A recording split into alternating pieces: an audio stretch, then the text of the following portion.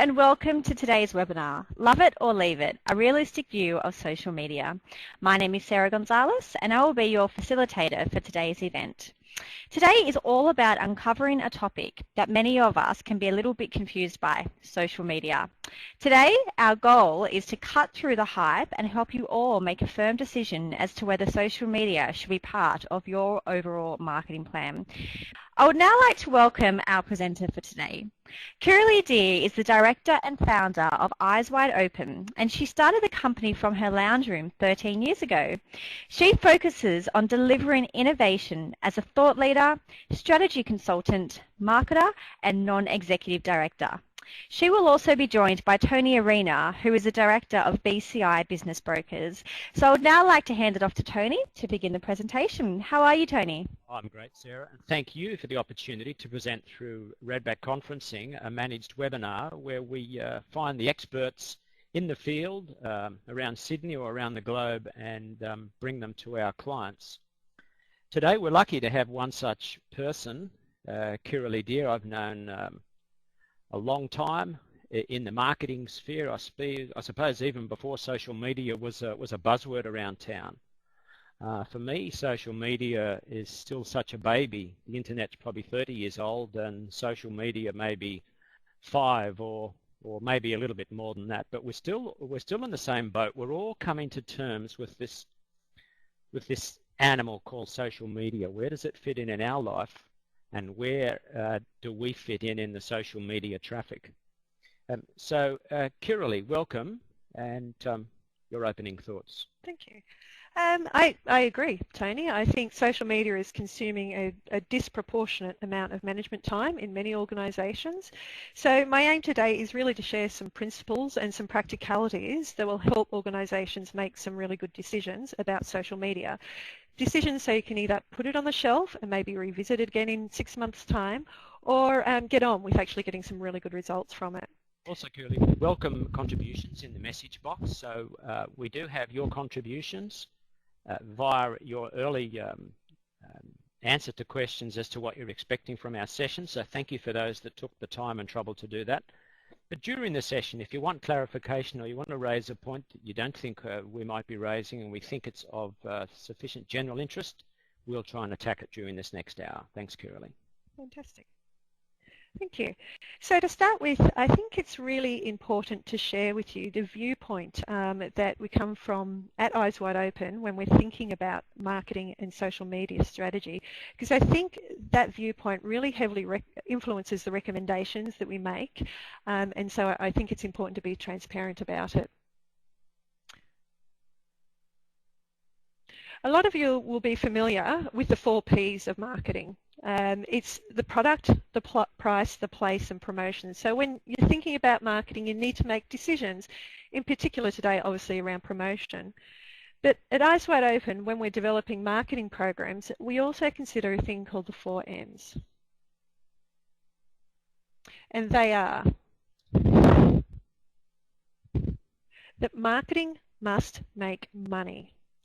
So to really get approval within any organisation, and this applies to not-for-profits as much as it applies to privately owned companies, to get approval for sustained marketing spend, you really need to build a business case around that spend, whether that's built formally, so you have to submit a formal document, or informally, so it's a discussion that needs to be had.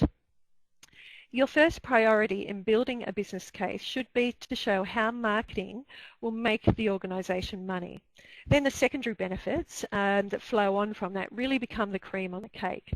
What we find, I guess, where the conversations around social media often get stymied within organisations is that the marketing executive or the marketing manager goes to talk to, say, the board or their senior management, and they're talking about the cream, all the lovely flow-on effects, the relationship benefits that social media can provide without actually showing the hard business case, the money factors involved with social media. Now, I know quite a lot of you are involved in not-for-profits, whether that's as an association or as an NGO, and the full gamut of other not-for-profits that are out there.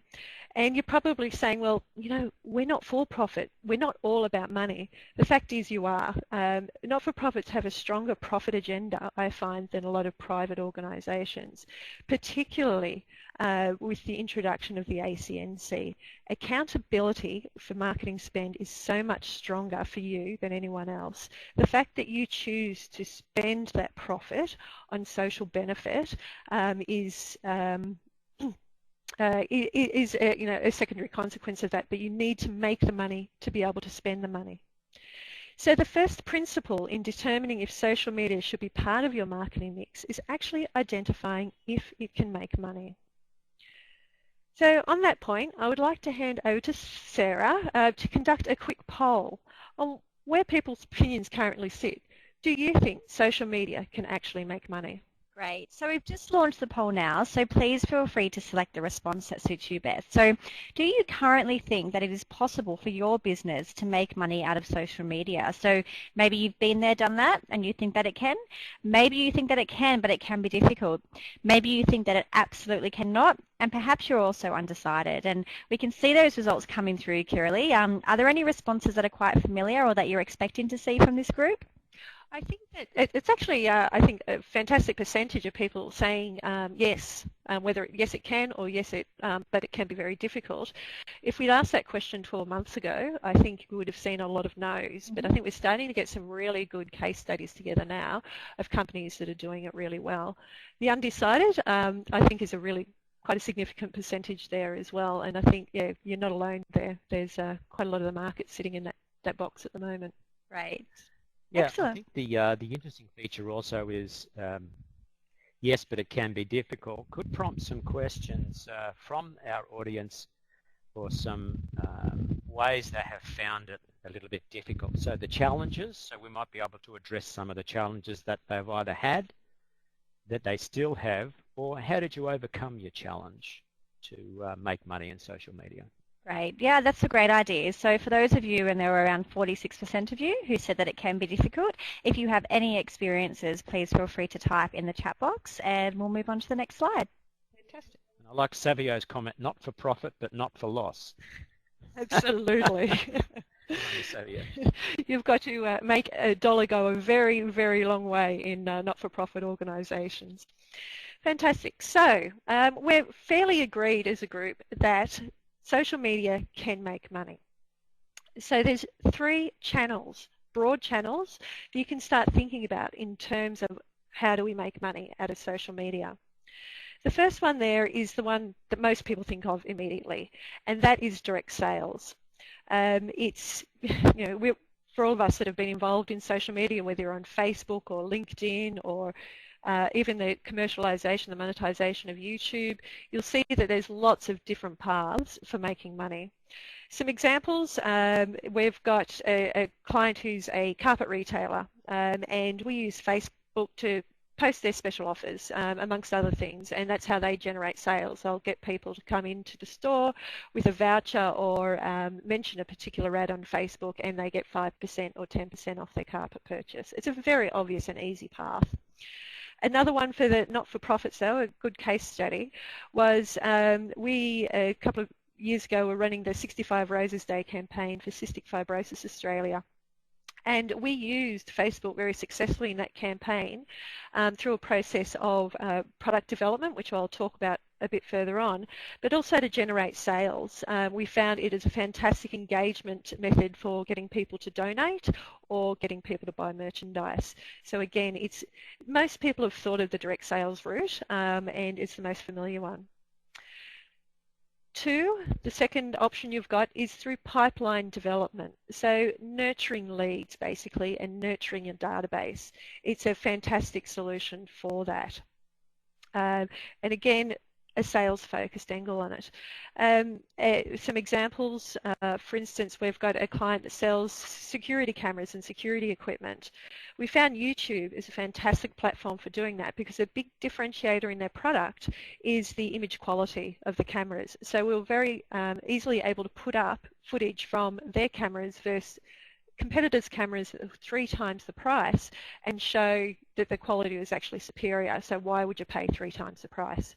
And that's been a fantastic lead generation campaign, which feeds into people getting a live demo of the product. BCI, Tony's company, has got some fantastic examples of how they've used LinkedIn for lead generation. Hopefully later on in the presentation he's going to be talking through his experiences, but he's very successfully used that as a platform to generate leads and generate inquiries. Now the third channel is the least considered. One key point to remember is that businesses don't make money from sales, they make money from profit. It's a very fine but important distinction. People tend to get fixated on the sales aspect, but disregard the most important opportunity, I think, for generating profitability. What that means is you can spend a lot on social media to generate a lead, but there's no use spending $100 to sell a product that's $100. So we need to start thinking in terms of profitability when it comes to making money. So if you can use social media, say spend $1 on social media and generate a $100 sale, you're doing well. And that's the sort of mindset that you need to adopt. When you adopt that mindset, number 3 starts making sense. Social media is a really great way to service a large body of people very, very cost efficiently if you do it smartly. I'll give you an example.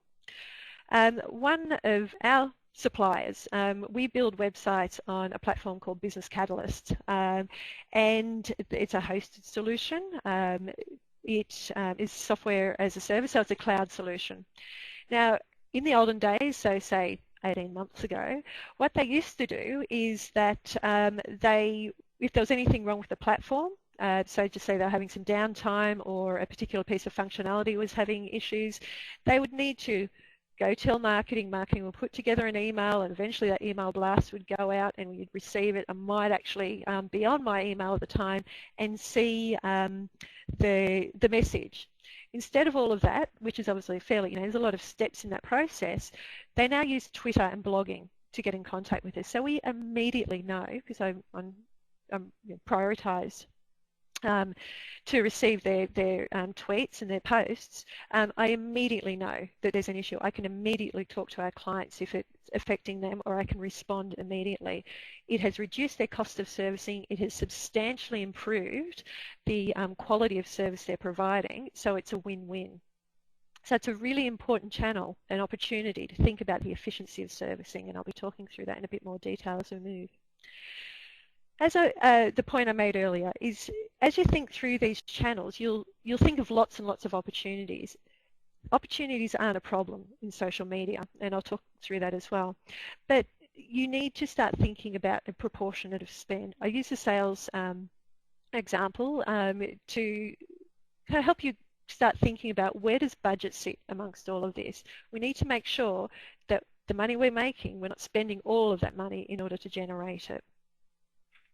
I'll just say, Kirli, when you mentioned before about us and video, one thing I'm learning about the different media is a medium has its role for a particular purpose. You said demonstration of something on YouTube. Ideal. You want to demonstrate a camera, you want to show somebody a color or something like that. But if you just want to stand up in front of a camera with bad lighting and bad audio and be boring for 5 minutes, you're going to turn people away from your brand. However, if you want to get a good message across and it's a technical message, you might choose a blog. We found things like that out the hard way by getting certain response to certain of our posts and a different sort of response to the other. So the threshold question is, what am I trying to do here, and which medium is best for me to get that message out before we talk about how many people are going to become involved and whether I'm going to become viral or whatever. Thanks. Thanks. Thank you, Tony. Before we can really start developing a really good strategy that'll take into account the comments that Tony's just made, we need to understand the problem that we're confronted with in terms of strategy. Now, once upon a time, we're talking 5 years ago, social media was just a really, really cute little idea. It was a way that a few students worked out to communicate with each other, and a few universities worked out to communicate with each other, to share information, to share knowledge. And then gradually, well, not so gradually, but over the last 5 years, that little birdie grew. So the top 10 social media / social networking platforms at the moment have around about 4.3 billion members. That's a very, very big ocean. YouTube, for instance, you've got 800 million views happening each month, which is roughly about 3 billion hours per month of people sitting on YouTube and watching it. And all of that has happened within the last 5 years, which in business timelines is a very, very short time to have something come up on your radar. To give you a sense of how big this is and how difficult this challenge is, first of all, most of the people attending this webinar are from, as I say, not-for-profits and smaller businesses. You don't need 4.3 billion customers. You only need maybe a few hundred, a few thousand, absolute tops. If we were to take the total, that 4.3 billion, and compare it to the face of the earth, the amount of customers that you're after and what you're trying to find is roughly the size of Christmas Island. For most of you who are only after, say, a few hundred, you're looking at something the size of Norfolk Island on the face of the entire earth. That's what you're trying to find in amongst all this complexity. So the problem is most people just take a whopping big belly flop into that vast, vast space and hope that they're going to hit the target. It's worse than trying to find a needle in a haystack. Most companies, they just don't think through really what they're trying to do. Obviously, if you're trying to navigate your way to something like Norfolk Island, you're going to take a map, or you're going to at least try to develop a map before you go. And that's what your strategy is, and that's what we're going to be working through today. Now, we've talked about the vastness of social media, but the challenge doesn't stop there. If we look what's been happening over the last 3 months with the major players in the market, then we see some really interesting trends.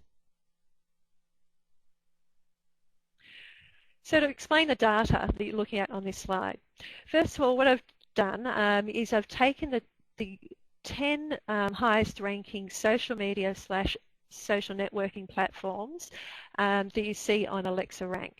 Now, the Alexa Rank is essentially a popularity rank that is run globally. It's based on the number of visits and the number of page views on that website over the last quarter, so over the last 3 months. The Alexa Rank is where they sit across all websites. So as I said, I've picked out the social media ones, but this covers all websites. So number 1 at the moment is Google, for instance, to help put that in context. The second column is the quarterly change that you've seen in terms of their position. So for instance, Facebook has dropped down a position, YouTube has held steady. Something like LinkedIn has actually moved up 4 positions and currently in 10th position. So this provides a really interesting image on social media. So Tony, what are some of the observations you make looking at that data? Well, it's just so choppy. If you look from 1 month to the next, someone's trying to predict where the particular medium that they're targeting is sitting. It's so different 1 month to the next that it's hard to make plans. We've had a couple of questions, Kiralee, on, I think this is going to be a central theme today. If I can have a look at Corey, introducing social media. The question is introducing social media as a tool for more efficient information dissemination. The challenge is the target audience is still working on paper-based platforms. How to implement change and how to measure engagement.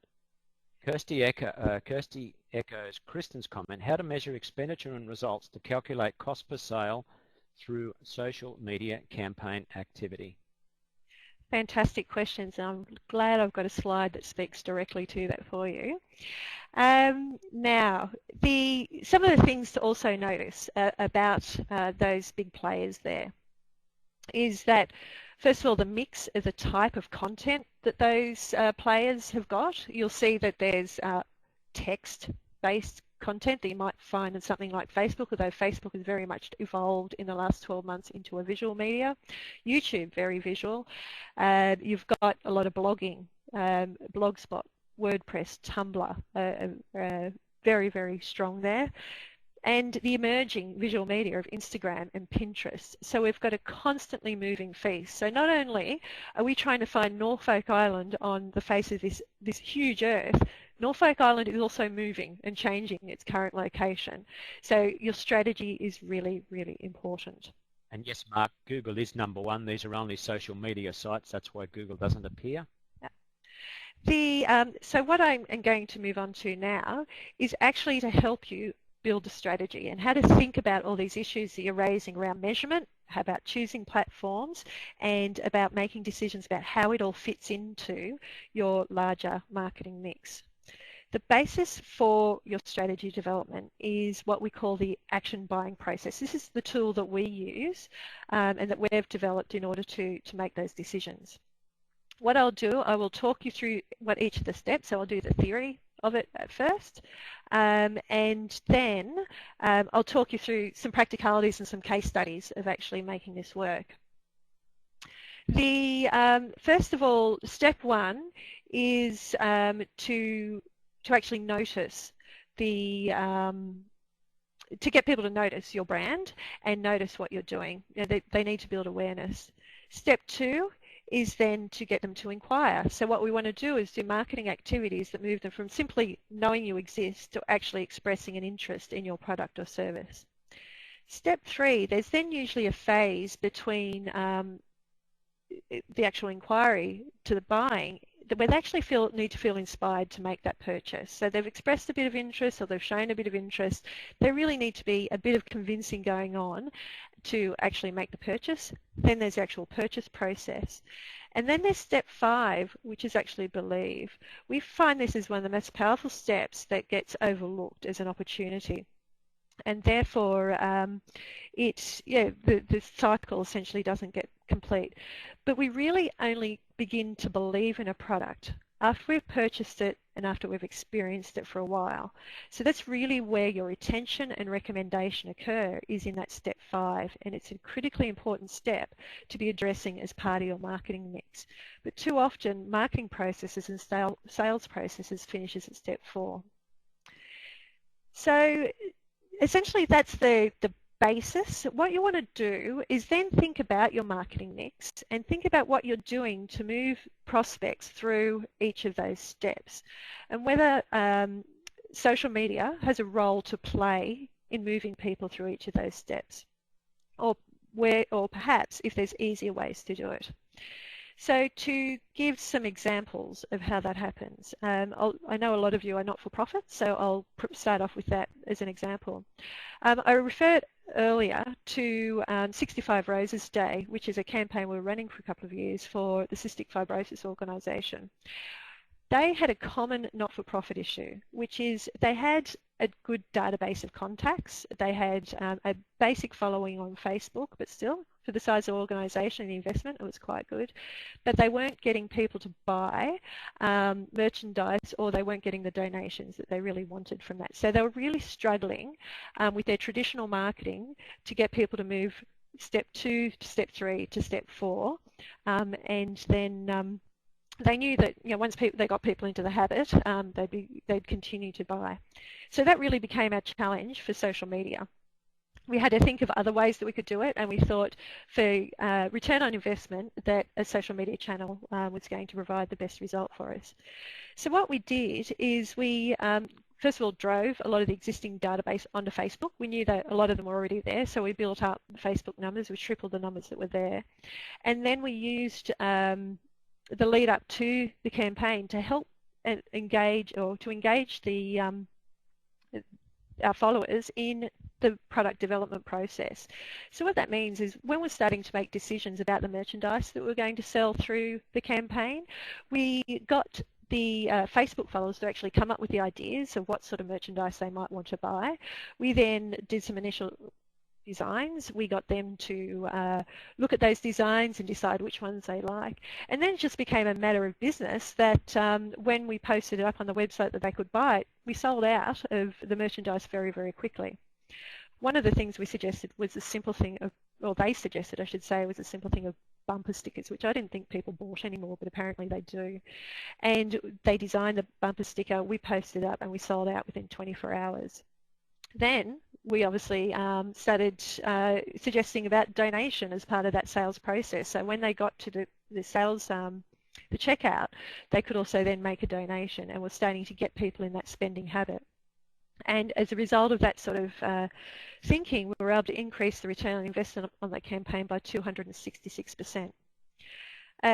So that's a good not-for-profit example. In terms of thinking about this believe phase, which is a really, really critical one, there's I think one of the great examples I see on the web at the moment is a running shoe, a retailer brand called Hoka 11. Now what they've done that's really smart is they've brought a product into Australia that it looks odd. It doesn't look like your standard running shoe. And there was a fair bit of buyer resistance, except, you know, you have usual early adopters that'll get in there. But generally everyone's sitting back going, well, that looks just a little bit weird. We need to get familiar with this first. So they got athletes, everyday athletes, people like you and me who would go out and run with these shoes to tell their stories and share their results. And they were able to then engage the broader people, because friends of friends of friends started saying, well, you know, Jane is out running so much better with those shoes and having a great time and her feet are blister free. Maybe I can actually therefore give that product a try. So they've really done that well. In terms of a business-to-business example, again, it's about inquiring. The examples we've seen, the challenge is getting people to usually to inquire. So you might have, again, a really good database of people. You might have or a really good following, but it's just not converting. There's people that are out there looking but not necessarily buying. Tony is going to provide us with a really good business-to-business example, but in our experience of it, what makes the difference in that business-to-business environment is people fear missing out. So we've found that really good case studies, simple, clear case studies of what other companies are achieving because they're getting on with the job, has made a real difference. Now you might share those through LinkedIn, which tends to be the most popular professional network these days, or it might be through Facebook, depending on what your particular industry is. Another example is that we work again with carpet companies, furniture retailers, etc. that are working into a commercial environment. So they have really good-looking product that they want to inspire architects and designers to use. So they may already have an existing relationship or existing following, and they're then looking to really get people to make that inquiry through inspiring images of their products and that they offer. So they've been using platforms like Pinterest and Instagram, and again Facebook's always sort of tied in there, to just really communicate and get people connected with what their product looks like and inspiring people. There was another example given at Vitamin Water. They went to their customers. This is a B2C example, and they said, look, we're thinking of coming up with a new drink. Would you guys out there like to name it for us? And they got 100,000 of their customers to come in and name the drink. I think they ended up calling it Connect. Not only did they come up with their name, but they came up with 100,000 people that would probably go off and buy it as soon as it hit the shelf before it was even developed at laboratory or factory level. So engagement, so asking the crowd for their opinion is just like going around the office and getting involvement and engagement by asking your staff, what do you think we should do about this? Absolutely, it's a fantastic method. People are more than willing to share what they want and tell you what they want. So the name of the sneaker company, oh, Hoka 11. Hoka and then 11, the words. They'll go out and buy Hoka 11 now. So everyone here will go out and buy yeah, Hoka absolutely. 11. I've got to admit I was one of the biggest skeptics about the products. They look like clown shoes. But I'm going to buy my first pair on Friday. So that's how well it's worked. So Now, if you want to link to some of their social media sites, can you draw up links, a page of links to some of these sites that you're mentioning, Kiralee, and make that available as a download? yeah, absolutely. We can, after this session, I'm going to be on our Facebook page, so I can potentially provide those to you at that stage, if you like. So let's answer some of the other questions that have been coming up. Measurement, the clanger. You won't be going out and buying Hoka. Are you trying to tell us something about your athleticism? I could tell a secret about Kiralee here. Kiralee, what sort of athletics do you get involved in? I run a lot. She runs. She wants me to change the topic. She runs a little bit, let me tell you. Just do a search on Kiralee on the internet and you'll see the sort of races she runs in. Back to the subject. Now, what you've been waiting for is the key factors around things like measurement. So how do you measure the success of social media? Because it's, as it was mentioned at the beginning, I'm not only director of my own firm, but also a non-executive director of others. And it's going to be the question that gets asked. When you get this structure in place, it gives you the opportunity to talk about outcomes. So, for instance, if you say this, social media is going to be our tool for getting noticed, so fulfilling step one, then the measurements such as the common ones like likes, followers, number of people in the group, all those sorts of things become tangible measures. You've got a starting point, so where you're at now is your benchmark, and where you need to grow to. If you've decided that social media's role is to move people from just noticing about you to making inquiry, then the number of leads generated through that channel becomes a key measure. Now again, we know social media has more flow-on effects in lead generation than purely what is received through clicks, tracking the clicks that come through or the inquiries that come through from your social media. It builds brand, it builds knowledge. That means leads might come through other channels as well. But the important thing, first of all, is that if you can justify the business case based on the number of inquiries that you're going to receive through social media, so if you can cover the cost there, then the flow-on benefits, as I said, become the cream on the cake and completely make the case a no-brainer for you. How do you measure the believe phase? It's about retention and recommendation. So your the sort of questions you could be asking and polling people about is, to what extent are they willing to recommend, or are they happy to recommend your product or service? And obviously repeat purchase is a key indicator there as well. So hopefully that gives you some ideas. Too often people are thinking about too big a chunks when it comes to measurement. So they will be thinking about followers and number of clicks and all those sorts of things that are measurements for notice. But their management are thinking about, well, the only way we can measure the success of social media is if people are buying stuff. But that's not true. Obviously, we need to chunk it down, look at the phase that you've been trying to work on and the phase that social media is trying to address, and then you've got a better idea of how you can measure things. And it will be unique to every organisation. There is no formula for this stuff. You need to think about what's right for your business or organisation and build your plan from there. So, Kirsty, active contributor, says how to measure Inspire stage. Again, it depends on what that means for your organisation. For us, for instance, we know people, or a business-to-business environment, when people are asking for more information about things, maybe there's particular information packs, maybe they've moved to a face-to-face meeting if it's a business-to-business environment. So there might be measurements around that type of thing. It could. Surely in the old AIDA advertising method, action, interest, desire, and then call to action, the desire must lead to a call to action. Otherwise, it just might be a delayed or a held desire until the next time they see your message. So, but one way of proving inspiration is that someone goes out and buys. Well, that's the next step then. That proves the next step, as opposed to that you've got people that are in that holding pattern around Inspire. So absolutely, I agree that connected to that there needs to be call to action to drive them from 3 to 4. Glenn, who's not going to buy Hoka 11, says, what percentage of conversions from inquire to buy? Is there a way of measuring that in any particular instance? That's a really good question. It would, I think, depend a lot on context. A percentage of conversions from inquire to buy, I think, would vary hugely. So in terms of, like I was saying, social, the not-for-profit that I was talking about, they had a huge number of people who were at that inquiry phase, so they'd express some interest, but just weren't buying. You know, it might be 1, 2, or 3%, but we substantially increased that.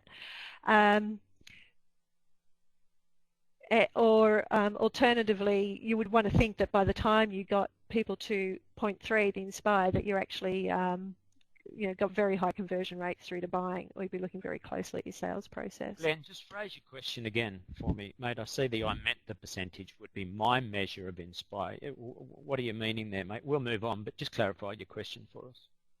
You keep going. Okay. So that's the measurement question. As I said, I'm going to be on Facebook, our Facebook page, for about half an hour after this. So if you need some more specifics around that, please post the questions to me. The next thing is then about choosing a platform. So we've sort of started to get a feel for maybe social media has got a role in moving people, you know, through that buying process. How do you actually choose which platform to use? To me, a starting place is always to survey your customers or prospects, or the people you're trying to connect with, and see what they're actually using, because it's easier to go to them than try and move them to you. As somebody flagged earlier, what do you do if they're all still using paper and don't use social media? It's a really, really difficult transition to make people go from not using social media to using it. If people are already high-level users of it, moving them onto another platform isn't so difficult. My answer is, if they're using paper, write them a letter. My answer is, if they're using paper, let them. Which is an overriding question on all this. As you think through your social media plan, you have to constantly ask yourself, is there an easier way to get the business result that you're after? It might be that there is a social media answer, but if you have people who are very paper-based, who have absolutely no inclination of moving to online or social media, it's a fight you don't need to have. There's enough battles in marketing without having that one. An example of that is within the building industry. We do quite a lot of work with trades in terms of marketing, broader marketing work, and the question is constantly being being posed to us about, do they get involved in social media? The fact is, most of their customers are essentially out on site all day. They might have an iPad, or they might have a laptop that they're on, but they don't use it to communicate. It's more to get work done. It's late at night by the time they get home, or they're buggered by the time they get home and do their other work that they have to do. So they don't have time to get on things like Facebook, or if they do it on the weekends. They're not on LinkedIn, so why do it? Why try and force them into social media when they're just not going to use it? When a simple phone call or an email or a hard copy letter or a catalogue would work just as fine, if not better, to get the result. So you need to understand your customers' behaviour, survey them and see what they're already using, and if it's an environment that they'd like to receive that sort of information. So also in choosing your platform, also think about the type of content that you want to be sharing. Is it visual? Are people engaged through really good images, or is there a lot of text? So is your audience more into the explanation and the detail? So that will then drive also the type of platform that's appropriate. So obviously it's visual. Facebook's good for that these days, but also you've got Instagram and Pinterest and those types of platforms. If it's a lot of explanation and technical content, then have a look at using blogging as a way of, as your primary platform in disseminating that information. And then also in deciding about your platforms, think about your, like I just referred to, your primary platform versus your secondary platforms. So you'll have one that might be your main focus and where you're primarily developing your content and your groups. But then you then have the other platforms as dissemination platforms. So that might be channels that you then push out your content through in order to get incremental business or engagement. And finally, the final factor to think about is, what is your competition doing? what's the level of competition like on that particular platform. So for instance, again, it's the easy reference point because most people are familiar with it, but Facebook. It has a huge following, huge number of sort of members there, but the fact is all your competitors are already there.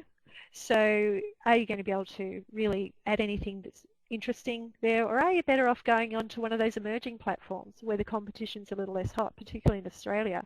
So again, using something like Pinterest maybe. There may not be the same level of following, but you might be able to get to those people a lot better through a less competitive platform. So now what I'd like to do, and as I said, there's no doubt I have opened a can of worms for some people and there's a lot of questions there. But what I'd like to do is hand over to Tony so he can maybe talk through his experience in getting involved in social media and how he's made it work for his business. So I suppose, thank you, Kira. So it started with, I used to have networking functions, and at one of those functions I just said, look, let's all link on LinkedIn, and that's where it started. And I can remember the day I got 100 connections on LinkedIn. I thought I was the king of social media, and it was all about me. Before social media, before anything like this happened, what did we used to do? We used to try to be in front of our customers so that when they made a buying decision, ours was the company name, BCI Business Brokers, that they were thinking about. I used to do that by dropping a newsletter. Pre-social media, I would drop a newsletter. I might post out a newsletter, but certainly I would do from Hornsby down to the bridge and up to the northern beaches, hand personally a newsletter and say hello to a customer. I don't do that anymore, but I want the same effect when someone goes onto LinkedIn primarily. I want them to see that I'm there. So for me, it's a bit of a numbers game still. So this is a numbers game of networking, and my number of connections now is well beyond 100, but I run into people and they say, oh, I see you on LinkedIn, and that's one primary purpose of LinkedIn, is to keep me in front of my customers. The other reason I use LinkedIn is as Kirli was saying, to direct people to other sites. So my LinkedIn posts direct people to our website, bc.com.au, but also another website we've developed called valueabusiness.com.au. So it's a second string, if you like, a second string to our bow called Value in Businesses. And our LinkedIn presence, our Twitter presence, and our Facebook presence is all directing people back to valueabusiness.com.au, which has a blog. It has all our videos, also our YouTube videos, and also SlideShare. What we found out, slideshare.net. Don't ignore SlideShare when you're looking at a visual medium to get your message across. You get some SlideShare presentations getting 20, 30, 100, 300,000 views based on the ability to create an interesting SlideShare. And on the Value A Business website is all our medium, all our slides, all our videos, and our blog. What we found was, and this is the only way you're going to find this potentially, is ask an expert or maybe just make a few mistakes yourself. What we found out is in the area of business valuation, people wanted to read. The blog was the most read, the most noticed medium. So as I said before, try and envisage how you would like to read a message on fixing a car. Well, I'd like to read a message on fixing a car by pulling the bonnet up and having a look at how someone fixes the car. I'd like to see a camera demonstrated by someone demonstrating a camera. If it's technical, something of interest, a story that really only stands out in print, choose print and persist, and then measure your feedback. So I suppose a bit of my mentality is I want to be everywhere. I'm on LinkedIn, I'm on Twitter, I'm on Facebook, and we just continue to post. And when anyone finds us there, they'll see my name, but immediately after it is helping people value, build value, and sell their business. Those three things are my core expertise, and wherever I turn up on these social media channels, that's what I want people to see. BCI is important, but director of this and that, no. That's what I do. I value businesses, I help people to build value into their business, and I sell them. So that's what I can say is you're going to make mistakes. I'd say, Kirli, if I'm going to sit down and attack a new medium and I don't know what I'm doing, I could go 5 years to learn the mistakes, whereas I know you're sitting opposite me and you do this. It's not necessarily a plug for you, but how important is it for someone to get alongside an expert, at least for a couple of hours if they don't hire them for the whole campaign? To me, it's just crucial. Or I think experts or people, whether it's a professional expert, a consultant, or other people that have been through the experience, absolutely. I never believe in learning anything from scratch. Or free education, if your time's free, get onto these sites and get onto the forums, because here's where people are posing the questions and other people are answering them. So if you can find the right forums, experts are for free on LinkedIn, Facebook and Twitter. Fantastic. Thanks, Tony. Now to wrap up, the Eyes Wide Open team have put together a series of tips to help you implement social media effectively. First call is Benita Dwyer. She's our senior graphic designer. Her message to you is to really focus on the biggest communication challenges. So you need to sit down and think, what are the pieces of the communication process that your organisation struggles with the most? So go back to the action buying process. Really, where is the struggle? Social media, in whatever form you take it on, is going to cost a fair chunk of time and money. And you need to get a good return on investment from it. So you need to focus on the big challenges. Think about what impact fixing that communication problem will have on your organisation. So is there actually a really good gain out of fixing that for your organisation? And if so, fantastic. Let's prioritise that as a potential social media target. And finally, that question you always have to come back to is there an easier way to solve that challenge? Can you just easily pick up the phone or put out a newsletter or mail out a catalogue every 6 months and get the problem addressed or that challenge addressed for a lot less money and a lot less effort? So we've all got a lot to get on with. So you need to make sure you're using the simplest solution possible. Now, next point is from Joanna Cousins. She's one of our senior marketing consultants. Her recommendation to you is to be an end user. Jump on and actually use the platform that you've been thinking about. So, for instance, what that means is get familiar with it. How does it work? What is posting? How do you follow pages? It's amazing the number of companies are out there trying to get on to platforms like Facebook or Twitter or LinkedIn, and they've never actually used it, but they want to use it to sell their products and services. The really important thing also in your communication, and if you adopt that end user mindset, is authenticity in what you're doing.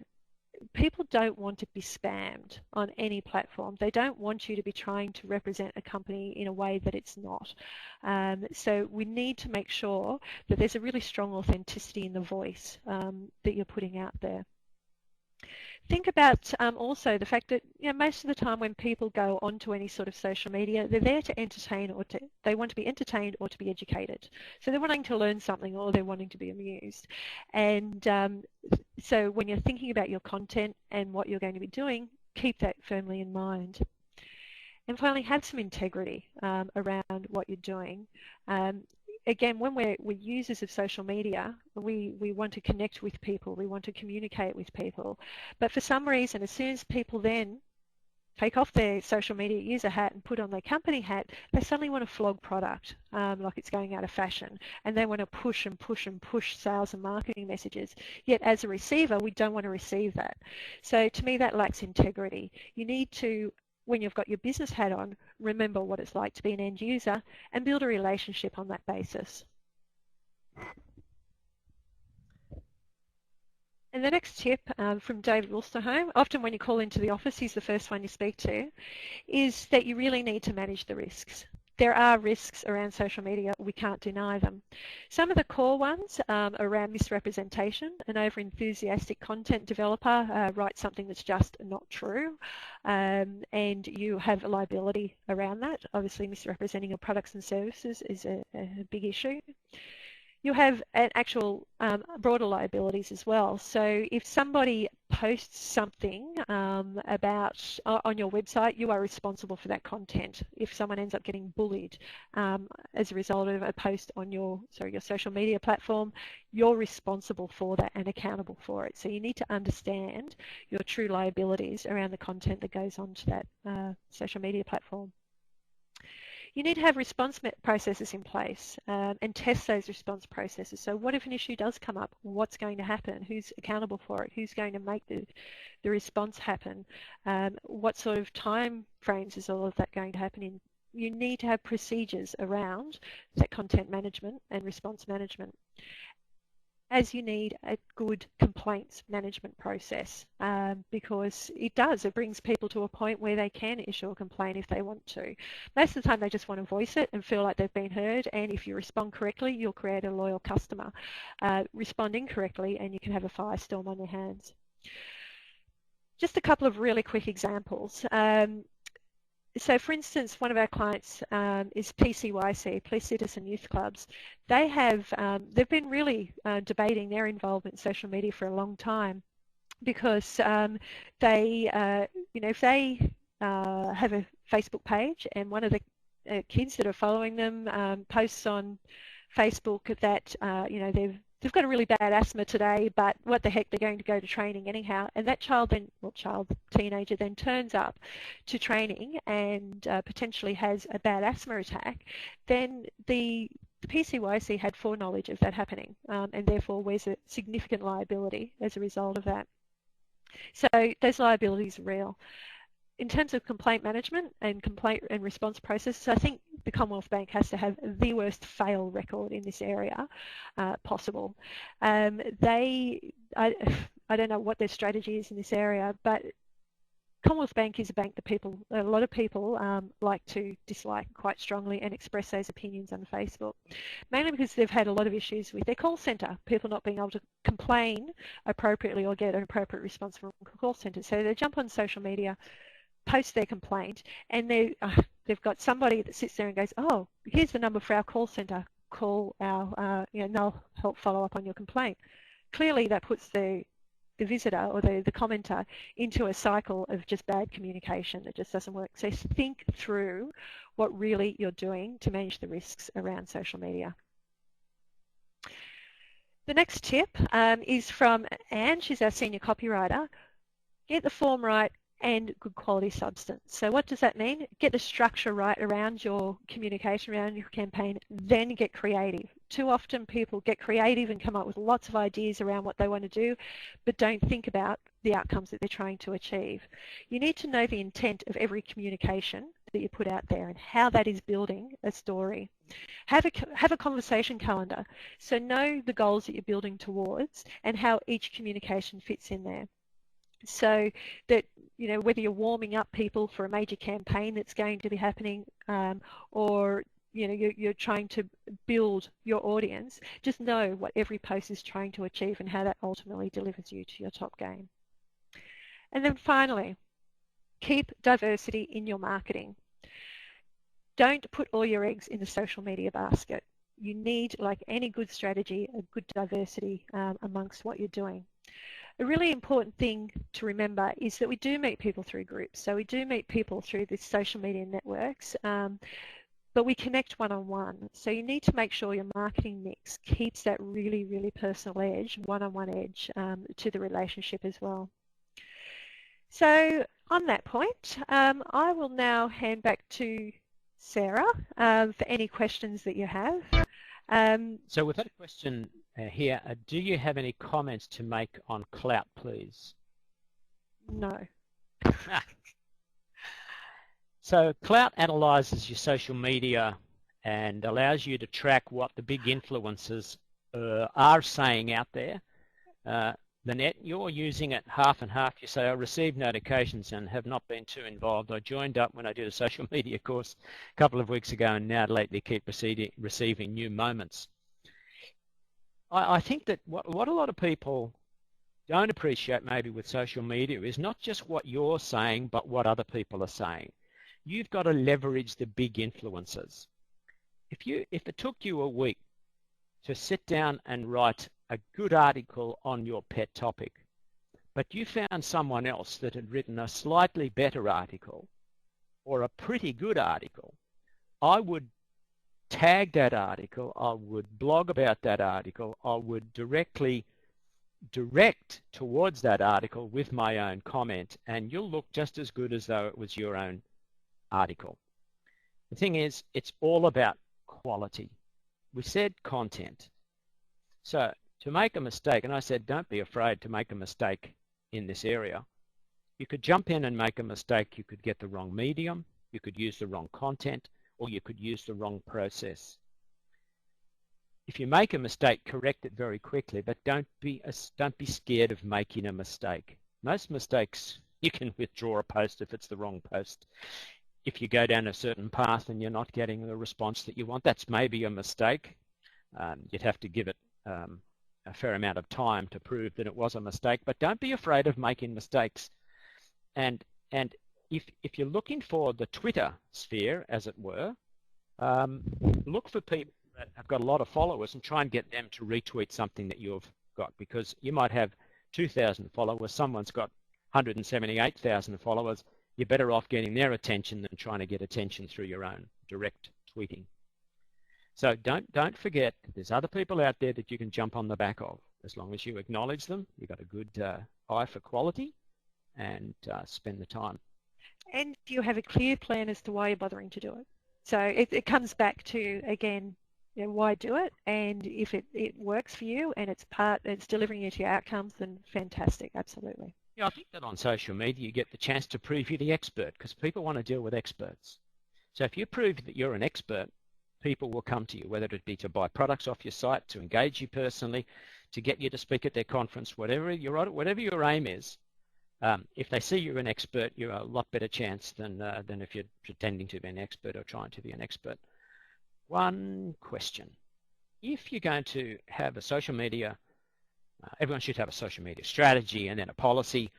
If the policy is that you allow someone else to do your social media, what do you have to pay attention to there? It is a common question asked, actually. What's the impact of outsourcing social media? You need to think around liabilities, and it's still your liability. It's content going onto your social media platform, your page, so you own that. The second principle I keep in mind is authenticity. So if you want to outsource your blogging to someone who maybe English isn't their first language, even putting it out to, outsourcing to someone in the US, the language they use is very, very different. So it becomes very obvious very quickly it's not your content, I think. Also, if you try and outsource it to people who aren't technical experts in your area, so perhaps they're a general marketing agency but have no understanding really of the technical aspects, it becomes really clear that that it's not you, that it's not your content. So there's a lack of authenticity around it, and to me authenticity is one of the key success factors in content development. So, but if it's photos, if it's images, if it's artwork, then absolutely you can outsource that sort of thing to an agency, or get it developed by other people outside your organisation.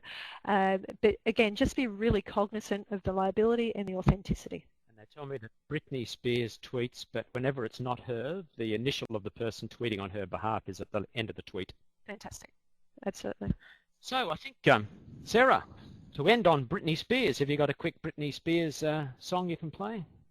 I'm not really up to date with my Britney trivia at the moment, so unfortunately I can't add to that, Tony. And I don't know when I will be, to be honest, but I'll keep you updated. We formed a little LinkedIn group, and around our table here, everyone thinks I've just chosen such a great name for my LinkedIn group. It's called Social Media Rules OK. And if you, we'll send you out an invitation to this very hip and with it 70s named Very group. Cool. And invite you to certainly, if you have to become a member of LinkedIn, step number 1, join our group. We'll send you an invite out, number 2, and then continue the conversation, all 3 of us. How many join? I'm out here to prove that this group will be probably one of the most influential groups on LinkedIn. Very happy to be proved wrong on that, Tony. Absolutely, So completely. support me I here love on being this, proved wrong. this dud name, and join our group. We'll send you out an invitation. But thanks again to Kiralee Deer for giving us her time today and the benefit of her expertise. Kiralee's always available. Could someone pick up the phone and just talk to you, Kiralee, about at Eyes Wide Open? And there they are, ewo.com.au. The same for me. You'll have my email address that Sarah will send around. And happy to pick up the phone and answer a question, any question at all on my social media and everything else that we do at Great. BCI. And once again, as Kiralee mentioned at the beginning, the conversation will continue for the next 30 minutes on Facebook, so feel free to use this Facebook address there to go and continue the conversation. Any further questions, whether it be for Tony, Kiralee or myself, please feel free to shoot us a quick message or fill out the exit survey, which I'm about to redirect you to. So on behalf of Redback, I'd just like to thank the both of you for a very inspiring session. I think we've all learned a lot today. And once again, if you do have any questions, feel free to let us know down the track. And also keep a lookout for the email which will arrive within 48 hours containing some post documents and a recording of today's session. So thank you both once again and enjoy the rest of your day, everyone. And we look forward to seeing you at future sessions. Bye.